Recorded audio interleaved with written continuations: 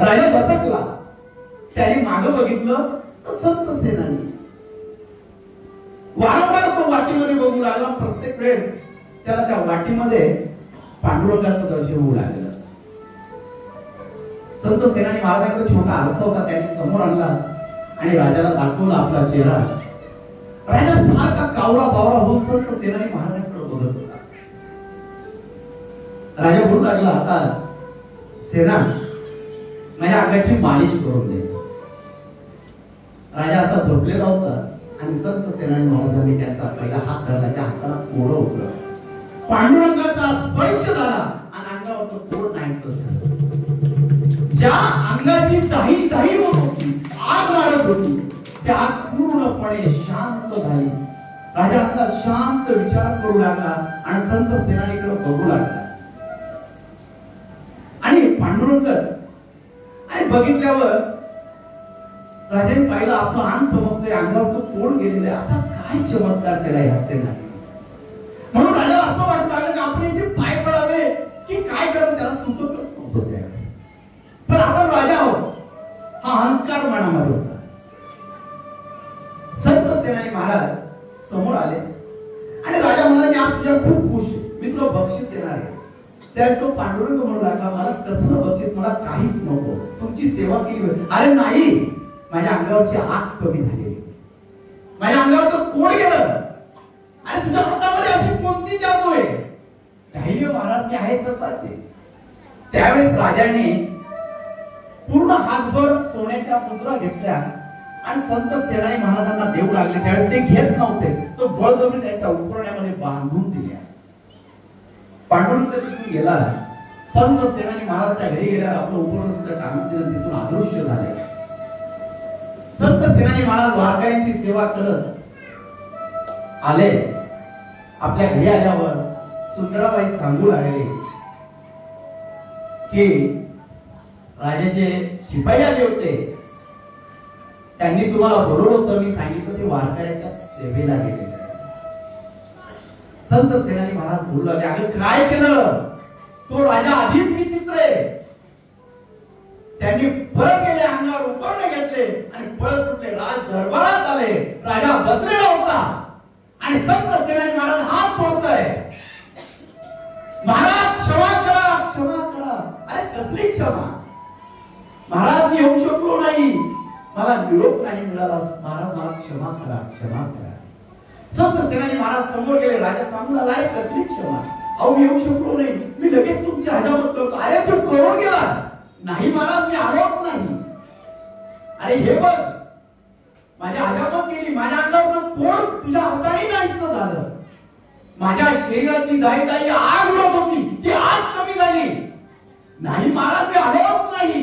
अरे कसा आला नाही, मी तुला सुवर्ण मुद्रा दिल्या, तुझ्या उपरणामध्ये बघ. आणि त्या संत सेनानी महाराजांनी आपली उपरणाची गाठ सोडली आणि त्याच्यामध्ये सुवर्ण मुद्रा होत्या. पाहिलं, डोळ्यामध्ये अश्रू आले संत सेनानी महाराजांच्या आणि तिथं रडू लागले. आणि त्यावेळेस वडिलांना शब्द आठवू लागला की माझा पांडुरंग, तुम्ही त्याची सेवा करता आणि तो पांडुरंग तुमची सेवा करायसाठी येतो. त्यावेळेस संत सेनानी महाराजांना कळून चुकलं, माझा पांडुरंग माझ्या वेशामध्ये आला आणि राजाची सेवा करू लागला.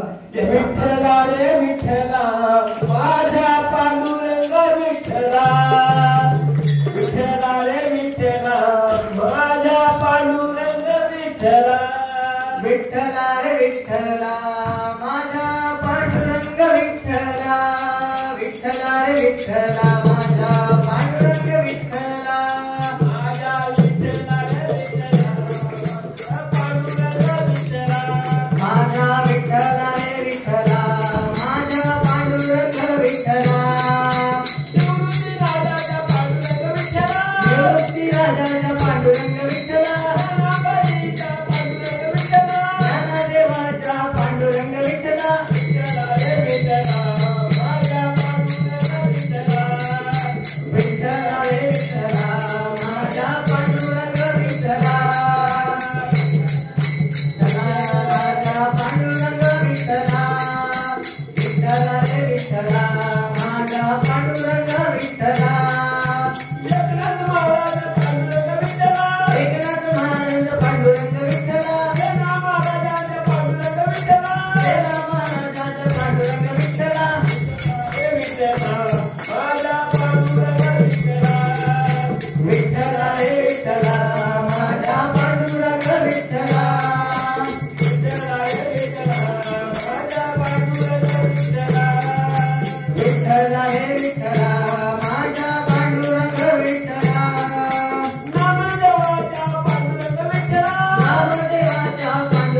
विठ्ठला जनाबाईच्या सावळ्या विठ्ठला जनाबाईच्या सावळ्या विठ्ठला विठ्ठला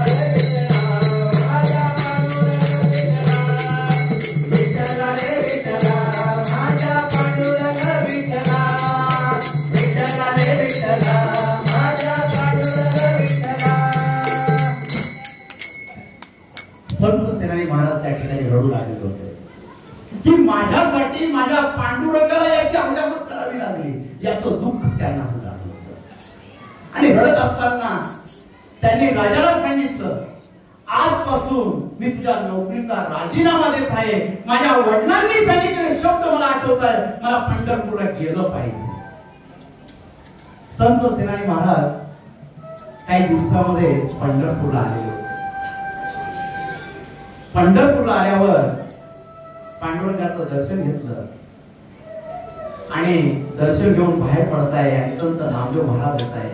संत नामदेव महाराजांना हात जोडताय. त्यावेळेस संत नामदेव महाराज विचारताय, इकडे कसं येणं झालं? सर्व दृष्टांत सेनानी महाराज सांगताय. माझे वडील आणि संत ज्ञानेश्वरांचे वडील हे गुरुबंधू आहे, रामा आनंद स्वामी यांचे शिष्य आहे. आणि वडील मरताना सांगून गेले, आयुष्यात एकदा तरी पंढरपूरला जा आणि आळंदीला जाऊन माऊलीला संत ज्ञानेश्वराला भेटू नये. म्हणून मी ज्ञानेश्वराला भेटण्यासाठी इथं आलेलो, आता आळंदीला चाललो. आणि त्या नामदेव महाराजांच्या डोळ्यामध्ये आसू आले.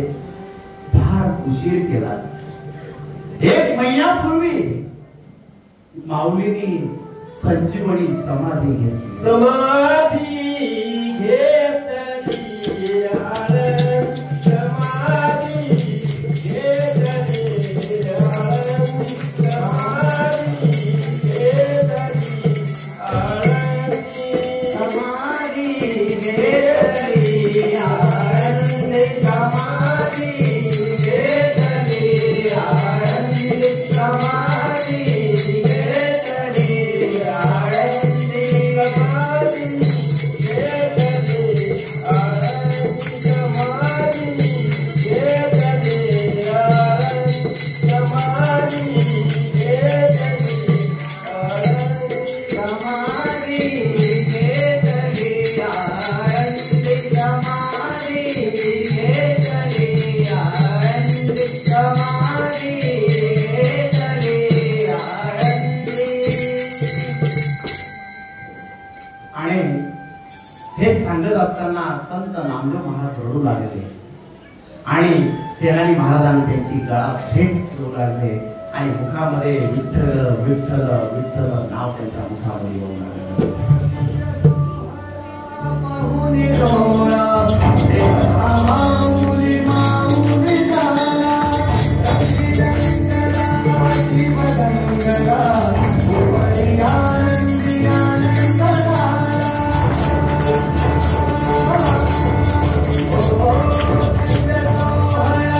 माऊली डोळा देवा माऊली माऊली झाला शिवगंगला गोवळी आनंदी आनंद झाला. माऊली उभी भेट पंढरी जीवन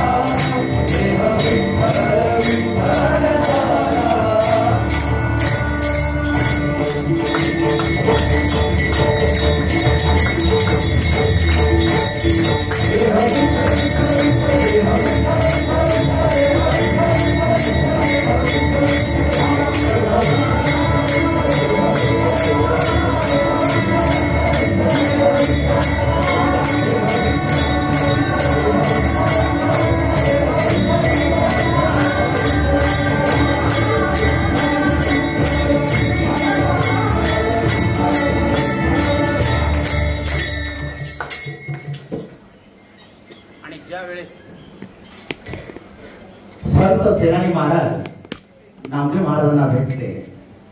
दोघांची गळा भेट झाली. मुखामध्ये विठ्ठलाचं नाव चालू होतं आणि इकडे महाराज बोलताय आणि अरे पुण्यतिथी तिने काय करतोस आहे, माझ्या सेनाची मला आठवण झाली. हे स्वामींच्या मुखातून वाक्य पडत होतं. आणि महाराज म्हणतात हा गण्या त्याचे फळ भोगतोय, याला बाकीचं काय केलं नाहीये. आम्ही सांगितलं होतं लग्न करू नकोस, पण ऐकलं नाही आमचं. हा गणेश बडोद्यामध्ये महाराजांचा शब्द आठवत होता आणि आपल्या पत्नीची सेवा करत होता.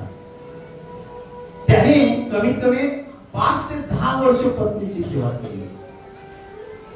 जेव्हा त्याला स्वतःचा पश्चाताप झाला ना, स्वामींकडे कसं जावं, मग शेवटचा इलाज म्हणून त्याने घरच्यांना सांगितलं मला स्वामींकडे गेलंच पाहिजे.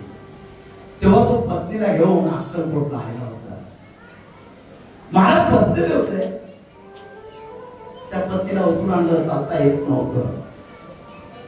त्या गण्याने दोन्ही हातामध्ये आपल्या पत्नीला आणलं आणि स्वामींच्या चरणांजवळ बसले आणि स्वामी हसू लागले. अरे हरम पोरा, आम्ही सांगितलं होतं लग्न करू बस. बोल आता. स्वामी चुकलो स्वामी, जे झालं ते झालं स्वामी. तुमचं ऐकलं नाही त्याचे भोग भोगतोय स्वामी. पण तिच्यात हिची काय चुकी हो स्वामी, चूक तर मी केली. मग शिक्षा मला दिली पाहिजे होती स्वामी, शिक्षा मला दिली पाहिजे होती. आणि स्वामी खदा खदा असू लागलो. त्याची पत्नी स्वामीकडे बघते आणि हात जोडते. स्वामी तिच्याकडे बघताय, मला आले उशीर लावला. हा गण्या आधी घेऊन आला असता तर तू चालायला लागली असते. पण याचा विश्वास नाही. हा तिथं गावावर उंड्या सगळ्या घरी बसला. हा गणेश सोनी स्वामीची क्षमा मागतोय. स्वामी चुकलं, स्वामी चुकलं. स्वामी का म्हणतात, कोण म्हणतो तुझी पत्नी पांगळी झालेली आहे, तिला चालता येत नाही, ती चालताय फोटो मध्ये येते. आणि महाराज हसू लागले त्या ठिकाणी. आणि महाराज डोळ्याने बोलता ओ तुला मी बोला. आणि महाराज त्यावेळेस इतका राग महाराजांच्या चेहऱ्यावर होता. महाराजांचे डोळे लाल तेज बंद होऊ लागले होते. महाराज रागाने बोलताय, आम्ही सांगतो या ठिकाणी उठली पाहिजे तू. महाराज रागाने बोलल्यावर ती घाबरली, अंग थरथरू लागलं. आणि ती स्वामींकडे पाहून एवढी भावूक झालेली होती की तिच्या डोळ्यातून अश्रू गळू लागले होते. महाराज ज्यावेळेस बोलत होते